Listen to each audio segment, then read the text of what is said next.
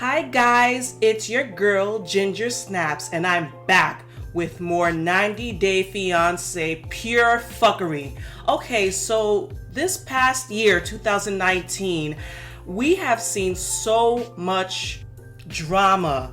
It has been non-stop, literally fuckery, drama, crying, exposés, liars and cheaters and frauds. It's been such a wild roller coaster that I could not keep up. So, I just want to remind you guys to not forget to like and subscribe, and please click your notification bells. I haven't been posting lately because life just got in the way and depression and everything, but I'm slowly getting over it and I have some time today to bring you a new video. Now, like I said, I haven't been able to keep up with reviewing and posting videos for 90 Day Fiance because it just got to be too much. I mean, I've never seen so many spin-offs. We have before the 90 days, we have regular 90 Day Fiance, we have 90 Day Fiance the other way. And now I just watched 90 Day Fiance Landed. And then there's 90 Day Fiance What Now and Happily Ever After. Listen, TLC is shoving 90 Day down our throats. So it got to be a lot, just to cover and to pay attention to. But you know what? I live for it. I'm still dedicated to watching it. But as far as covering it for you guys, it's getting tough. But I'm going to try to make time in 2020 to bring you more content. So yeah, guys, Happy New Year, and let's make 2020 a fantastic, marvelous, purposeful year. See, that's my goal, for me to be purposeful, to fulfill my goals. I'm sort of ready for a career change. You guys, my job is killing me and I'm just over it, which it's kind of adding to my depression too. But you know what? I do it all for my kids. It's just convenient for my kids. It's killing me, but it's convenient for my work-life balance with my children. But you know what? All of you are in my prayers. I pray for anyone who is just undergoing stress. If you're undergoing financial stress, emotional stress, marital stress, kid stress, job stress, whatever stresses are out there, I just pray that everyone walks in to 2020 with their heads up high, okay? We have to lift each other up, okay? So enough of that positive, mushy stuff. Let's get back to the fuckery. Okay, so today, this video, it is entitled, the 90 Day Fiance Villains of 2019. Yes, we have a lot of villains, y'all. The people, the cast members that people love to hate. And especially this year, I noticed and I felt, out of any other years, I think 90 Day Fiance, how long has it been on? 2016, 15 or so? This year had the most villains, you guys. Do you agree?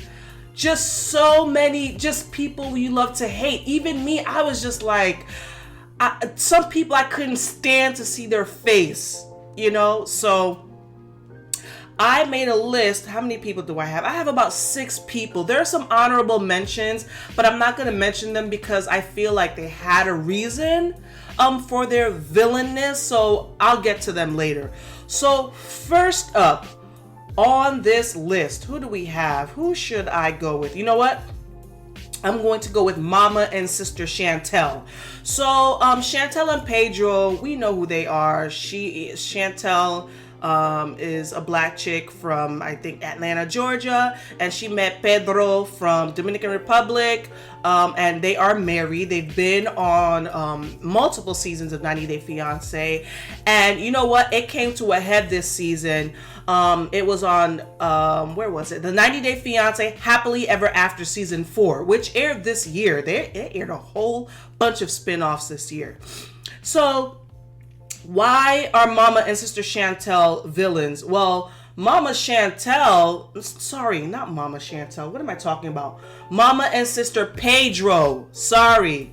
Mama and Sister Pedro. So there was one scene where Pedro's mom was getting ready to buck up on their family, on Chantel's family, when they went to visit them, I guess, in the Dominican Republic. She was just being rude and condescending to Chantel's family. But we know that's how she is. What made them very villainesque for me was when Pedro's sister, what is her name? The one that looks like a Muppet. I forgot her name. Jessica? I don't know. Anyway, Sister Pedro, okay? So there is I guess, a childhood friend they have back in the DR, this chick named Coraima, right? Who has a crush on Pedro or something like that. And so Pedro ran back to the Dominican Republic to escape the woes of Chantel's family. And he was hanging out with some friends of his.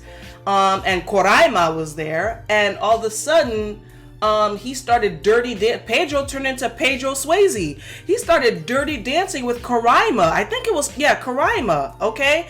And so, later on, there was a scene where Pedro's sister was meeting with Chantel.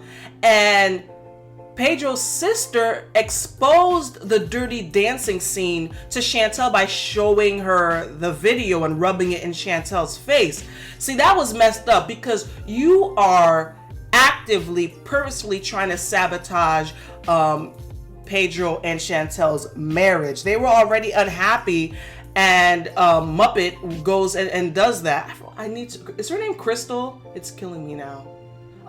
But anyways, so that was fucked up of her to do that, which led to Chantel throwing a drink in Karaima's face later on, because I think Chantel called her a hooker or something, and then Coraima said something, and listen, it was over. It was over and done with for Chantel and Coraima. They started, I think, did they start fighting, or she threw a drink in her face and the fight, and all that. So yes, that's why I put Sister and Mama Pedro on the list for villains for this year, because that was messed up what Sister Muppet pulled. That was jacked up.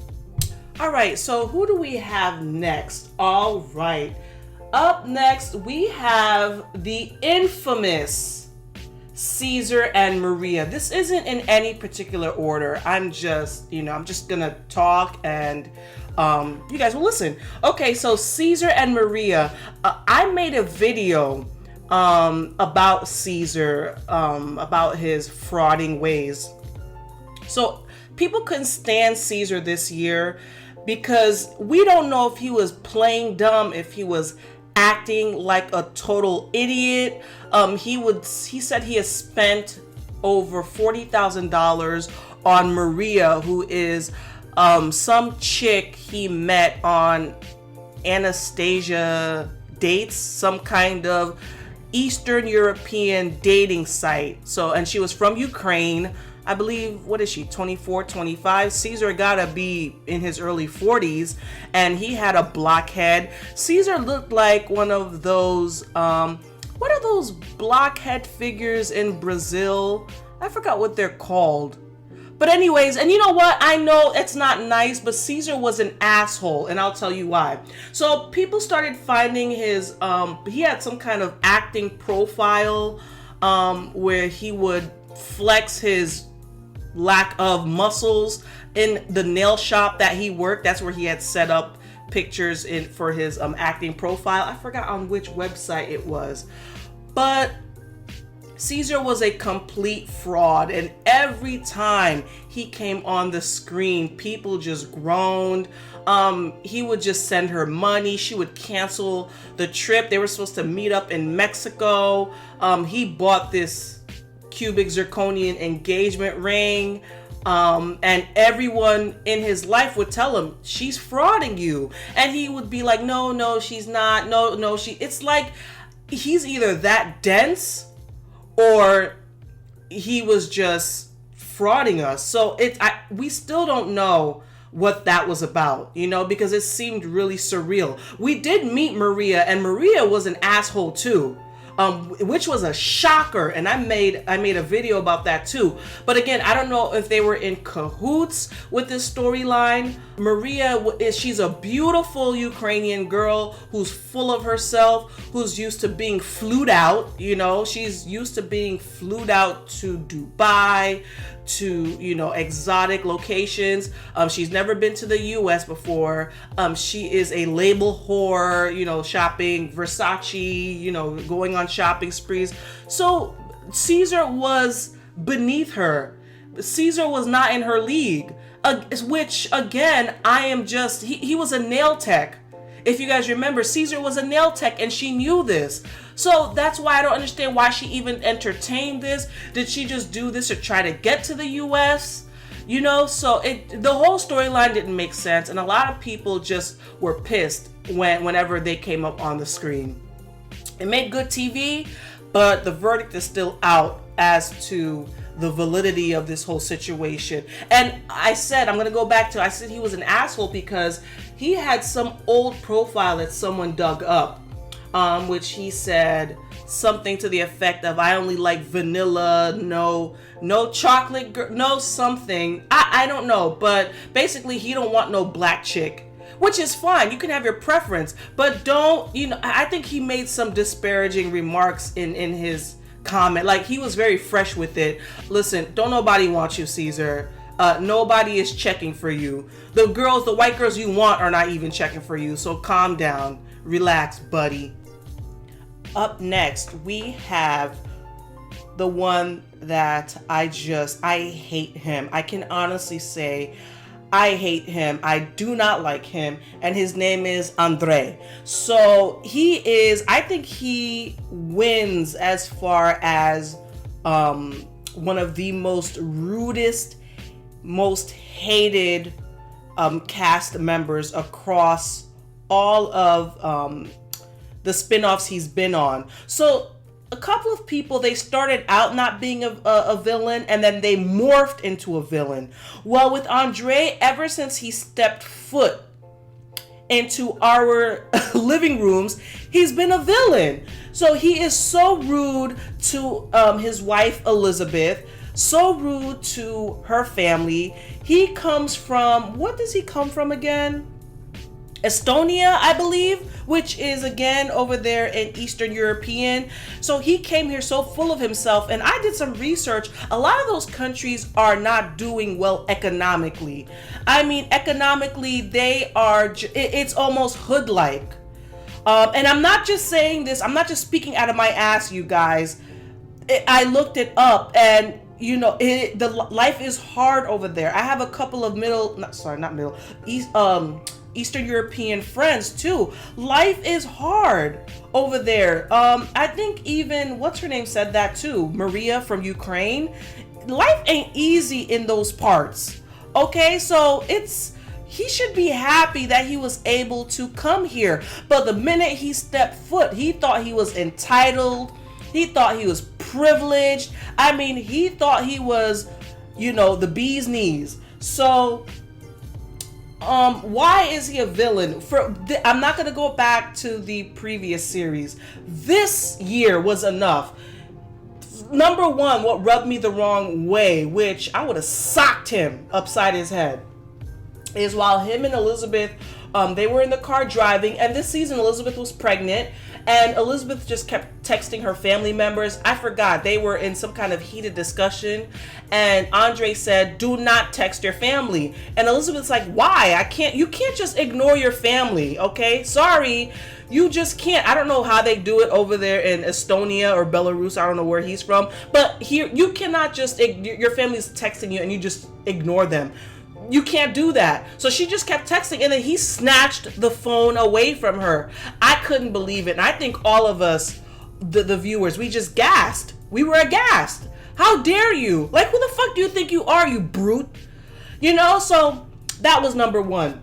And then the other thing that really pissed me off, because it hit home for me, was Elizabeth, again, she was pregnant, and then he made the comment, don't terrorize me with your pregnancy.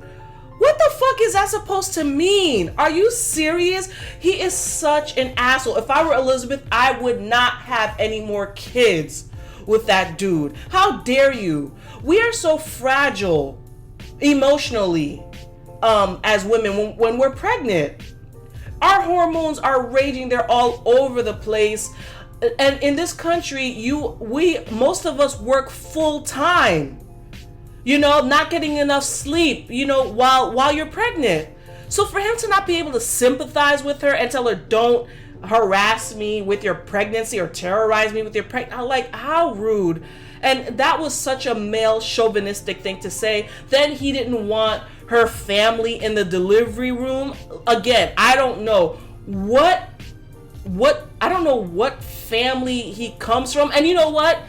It's not his family, it's him, because his father even tried to speak some sense into him.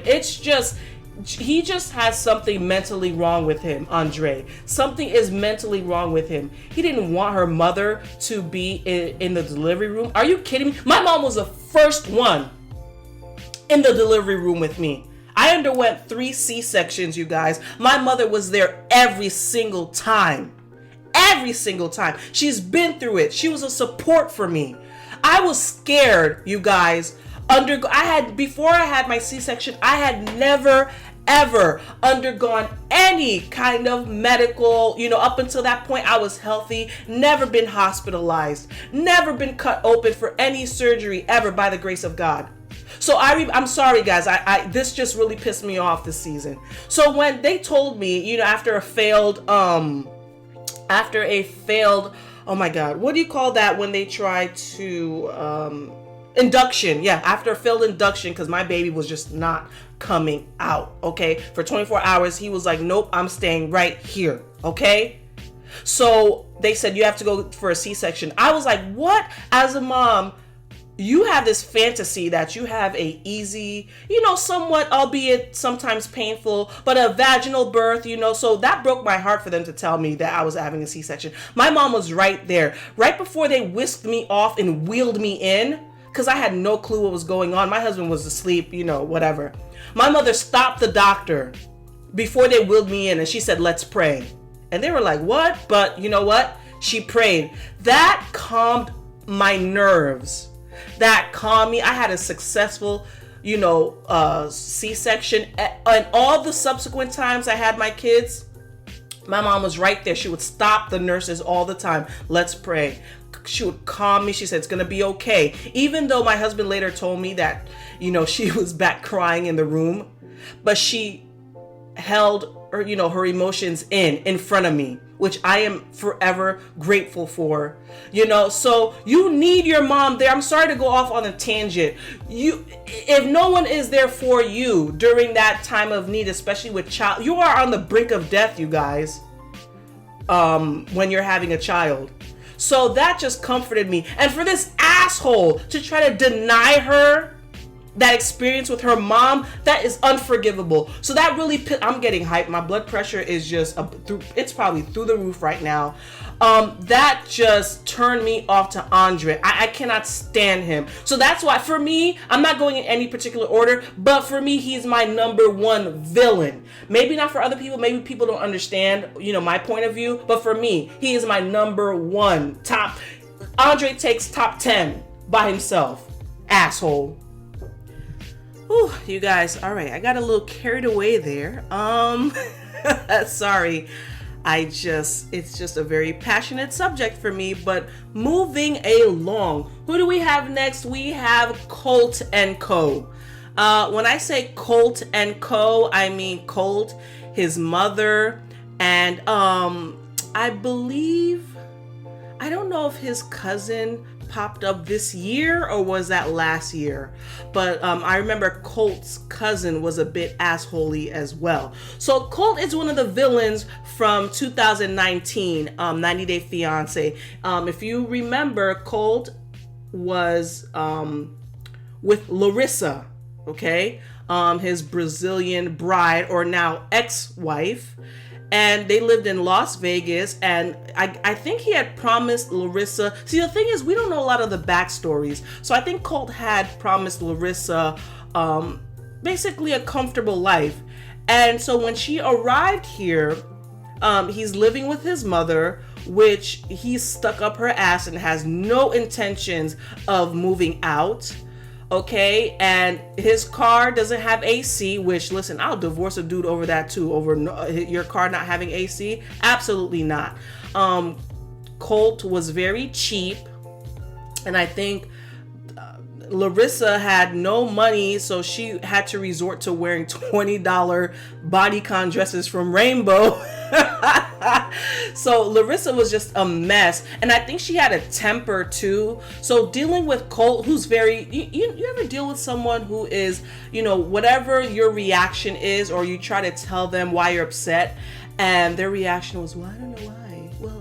Why do you feel that way? I mean, they're very nonchalant, almost passive aggressive, so that's how Colt was. So that relationship was doomed from the start, because Larissa is a fiery Latina and Colt is just, a plain, white guy, soft-spoken from Vegas, so he's a villain because from what I gathered, he kept setting Larissa up. Basically, well, Larissa had no self-control, so I think he would gaslight Larissa.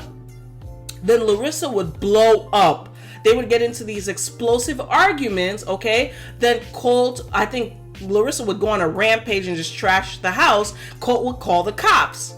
So the cops would come and see, I think he saw scratches on, was it on his face? So he looks like the victim and she got arrested, okay? So that was the first time. I think they got into another argument. He gaslit her again. Debbie, his mother, was picking on Larissa as well. And Larissa exploded, called the cops again. And because Larissa has history, automatically off to jail she goes, okay? So that was wrong.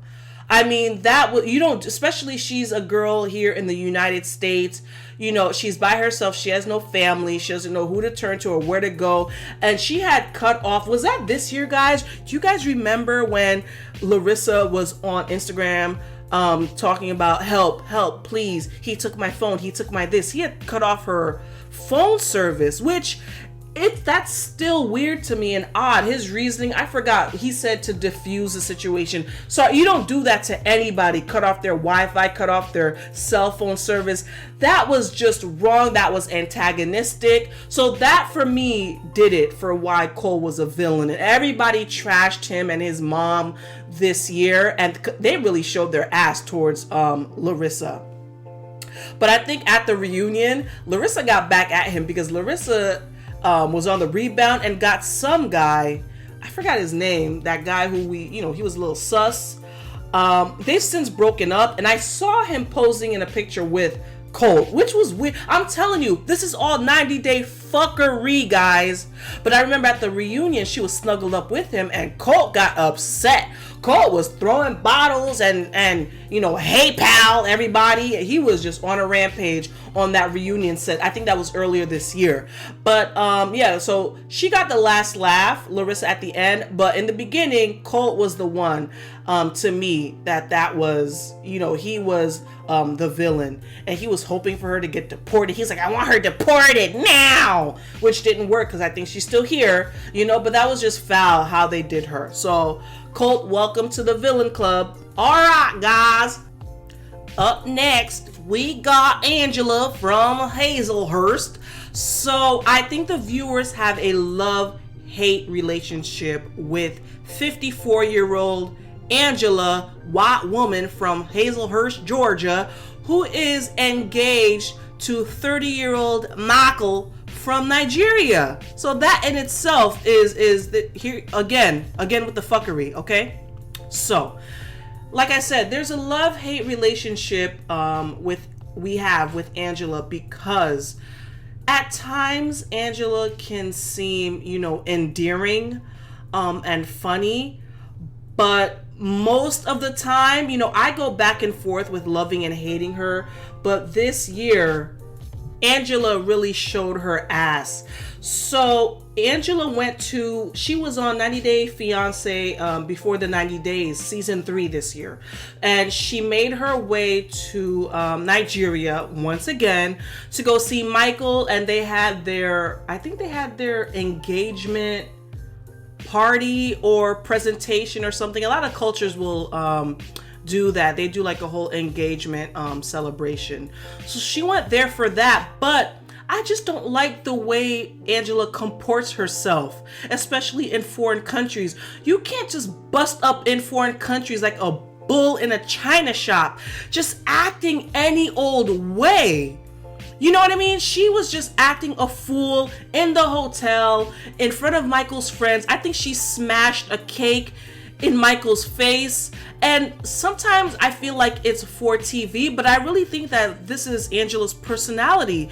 She's just boisterous, rambunctious, she's uncouth. Angela, I'm sorry, she's white trash. I'm sorry to say it. And several people have said that. White people have said that. Everyone. Michael's friend recently said she's trash. And Michael tried to mollywop his friend for saying that, but it's the truth. You know, just represent yourself. You're a woman. You're a woman of a certain age. Carry yourself with pride. Dress a little better. Just because you're overweight doesn't mean that you have to be slovenly and she's just smoking everywhere. She looks like Dog the Bounty Hunter. I don't know if you guys have seen the meme, but she low-key does look like him with her wrinkled face. Did you guys see the meme? Where she was laying down? She literally looked like a corpse. And Michael's just looking down at her. She needs to take better care of herself. Angela is just a mess. And I know she is just going through a lot because her daughter, she has, I think, does she have 2 daughters? One daughter's in prison for, some, let's just say lewd and lascivious activities. Okay. So she's taking care of a whole bunch of kids, her grandkids, and she's taking care of her mother. But, again, we all go through stress in life. Angela, you're not the only one. There are people in worse situations. You don't sit there and take out your frustrations out on people. So I think during the was it before the it was on the before the 90 days reunion. Do you guys remember? She terrorized and bullied Avery. I don't know if you guys remember. Avery was the American former wild child who converted to Islam. And at the reunion, Angela just went in and was attacking her. I heard behind the scenes that she did attack Avery's mom physically. And she was attacking the other lady. Remember the older lady? Rebecca. So Angela at that reunion was on a rampage, just cussing and threatening many people out, including Rebecca and Avery. And that just made, I don't know about the other viewers, but that made me just dislike Angela. Also, the way she talks to and treats Michael's friends who are virtually strangers to her is just wrong. You just don't treat people like that. Yeah, they'll have their opinions about you, and they're young guys, and I think she was intimidated by the fact that these are young men and that they can influence Michael into messing around with younger girls, more attractive girls his age, as opposed to her 54-year-old white woman self. So Angela just needs to get her shit together. She has a lot of nervous energy, and I don't know if that translates into her being so aggressive, but either way, this year she was not viewed in a positive light, especially when she was on a rampage attacking Avery and Rebecca. Okay guys, last but not least, we have up next, drum roll please, we have Tania from the currently airing season of 90 Day Fiance season 7. So if you guys are not aware of this chick, Tania has to be 31 from Colchester, Connecticut. I don't know if I ever told you guys, but I am born and raised in Connecticut. But Colchester is way up north, I believe. I don't even know where that is. I'm more closely to where, what's his name? The guy from Greenwich. Listen, you guys keep saying Greenwich. It's not Greenwich. It's Greenwich. I forgot his name. The guy with the Brazilian 21-year-old chick. Is his name Michael? I don't know. Anyways, so I grew up closer to a town near those parts, okay?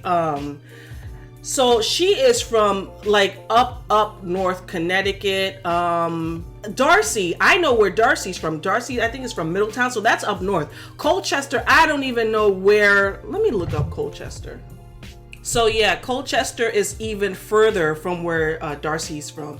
So different states have different, types of population of people. Tania's people, her mother is just, you know what, I'll throw her mother in with, not really call her a villain, but she's just a little trashy too. So yeah, okay, so let's get back to Tania. She's new, and she is, I would describe her as a horny political activist. She met her fiance Sinjin, who is an Afrikaner, right, from South Africa. So an Afrikaner he's African, but he's a white African of, I believe, Dutch descent, who took over, Africa and, implemented our apartheid, blah, blah, blah. So that is who Tania fell in love with. Number one reason she is a villain, okay? She had met someone else in South Africa, if you guys remember, and it didn't work out. And I'm, correct me if I'm wrong. I'm trying to jog my memory from what happened early on in the season. So she just randomly met Sinjin there. And I think, did she end up sleeping with him anyway the first night or while she was there? This is so irresponsible, you guys. I don't know if people are aware that I think South Africa has one of the highest incidences of HIV, okay, in the world, I believe. So number one, you practice safe. I mean, yeah, she could have used I don't know, but still, you don't know the person. These are virtual strangers.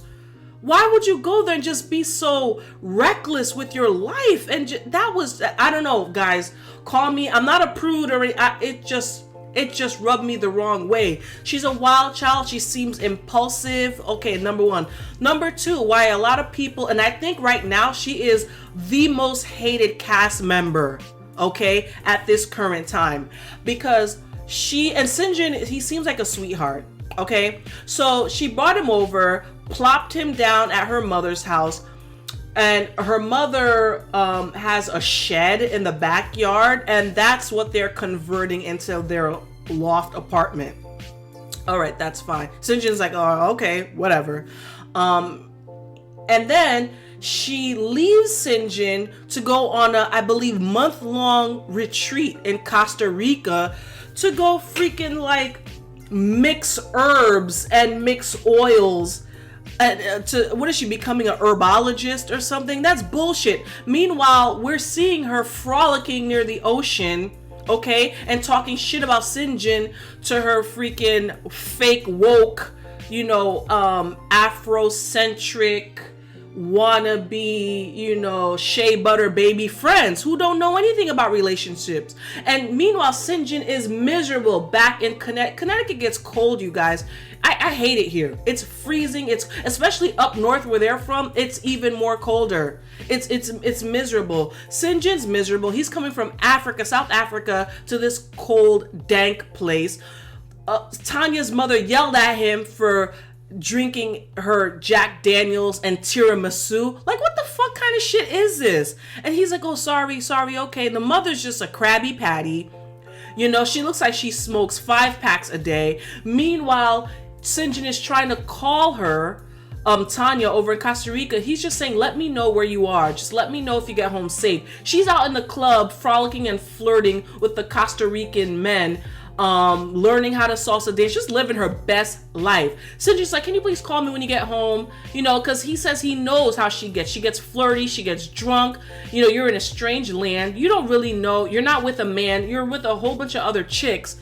God knows what can happen to you. And it's true. I've heard some of those places like Belize, Costa Rica, they're some of the, even Haiti, where we're from. If you don't know your way around, you can easily get accosted. You got to be careful. You got to watch your back, okay? It doesn't happen all the time, but some, you know, I'll speak for where my parents are from, Haiti. There's rampant kidnapping sometimes, especially if you're a foreigner. They think you have money. They'll hold ransom. Listen, there's a lot of horror stories I've heard, and people that we know personally that things have happened to them because people thought they had money, and they'll call in and demand a ransom. Some crazy shit has happened. So you have to be careful in these areas, okay? Even, I wanted to go to Spain. Someone told me just be careful. There's a lot of pickpocketing there. There's just, you just gotta be aware of your surroundings. You don't have your significant other, your mate there with you to protect you. You know, you just gotta be careful. But Tania is not hearing it. She's like, Sinjin, I'm not gonna promise you that I'm gonna call you. I'm not gonna promise you. I can't promise you. And I hate people that do that. They're not gonna promise. If you make a request of them, they said they can't make that promise because you know why? They don't plan on sticking to it anyway. So they try to cover their tracks and say, I can't promise you. That is some bullshit, backtracking, you know, I don't even know how to describe it. Just insincere, a personality trait. I just hate that. And Tania with her flat face just won't give him the time of day. Sinjin seems like a nice guy. He's like, just tell me you miss me. And she's like, I can't give you what you want. Well, listen, you are not ready to get married, Tania. You are not. She doesn't like to be tied down. She doesn't like to be accountable. Well, you should not have kids, Tania, because the minute you do, you're going to be miserable. You can't plop the kid down and just take a flight and go to East Bumfuck. It's not happening. And you know what? I don't know if they ended up together, but it's good that Sinjin sees this now rather than realize it later. And then he's stuck in an unhappy marriage with children, with this, you know, political, I think she calls herself, I think she's an activist. She was the one, you guys, at the debate that yelled out something at Joe Biden. I just couldn't believe. I was like, oh my God, this girl is a mess. So right now, Tania is I think #1 trending villain I've seen on Instagram. People are just hating her, and rightfully so. I agree. You brought the poor boy over here only to leave him for a month, as you couldn't reschedule your trip. All you're doing there is mixing oils and herbs. Bitch, you could go down to Nature's Way and buy some oils and do it. I do it all the time for a hot oil treatment. Bitch, please. And there you have it, guys. Those are my top 6 90-Day Fiance villains of 2019 across all of the spin-offs. So I'd like to know, do you guys think I should have added more to the list? Who's on your list? I think everyone will have a different list, different villains. If I missed anyone that you feel that I should absolutely have on my list, let me know. Maybe some honorable mentions are, remember Sumit? I think that one was a big thing too, but that whole story with Jenny and Sumit, that was a little questionable for me, because I feel like Sumit really loves Jenny, and you know, the Indian culture is not one to play with, so I believe he had reasons behind, you know, that whole fiasco. And also another honorable mention may be Evelyn, and I forgot her fiance's name, but the only reason why that one I didn't go into too much is because Corey is his name. Corey knew what he was getting into. Evelyn wants no parts of the United States. She's set in her ways. She knows what she wants. She knows what she doesn't want. Corey knew this, and then to try to sit there and make the girl out to be, you know, uncaring, and all the things that he tried to attribute to her, I don't think was fair, because you knew what you were getting into. You knew who Evelyn was. So guys, leave all your comments below. Let me know how your list looks. Please do not forget to like and subscribe and click the notification bell. And you guys, Happy New Year, and here's to more 90 Day Fuckery in 2020. Bye!